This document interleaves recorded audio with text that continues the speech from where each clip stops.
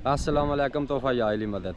अच्छा जी, यह वीडियो मौजियां दे मोमिनीन वास्ते जिन्होंने 8 रबीउल अव्वल जुलूस मामल उत्ते लंगर का एहतमाम करना है। उन्होंने अगे गुजारिश है जनाब कि गैर मुतलका शख्स जोड़ा उसनू बिल्कुल घर दे कमरिਆਂ ਵਿੱਚ लैके जाने की ज़रूरत नहीं, तो अपने गली मुहल्ले विच मशकूक शख्स उत्ते गहरी नज़र रखनी है। कोई भी मशकूक मोटरसाइकिल बैग छापर तुहानू नज़र आंदा है तो फौरी तौर पर तुसी 15 उत्ते कॉल करनी है, या कि अपनी जिहड़ी मुकामी इंतजामिया उन्होंने फौरी तौर पर इतलाह करनी है। अपने बच्चों का भी खास ध्यान रखना है।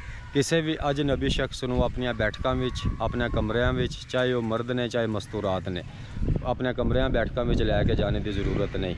ठीक है, जिहड़ी जगह ते तुसी लंगर का एहतमाम किया है उत्थे बवन लंगरे हुसैनी करन ते उन्होंने अपने कमरिਆਂ अपनी बैठकों में लैके जाने की ज़रूरत नहीं।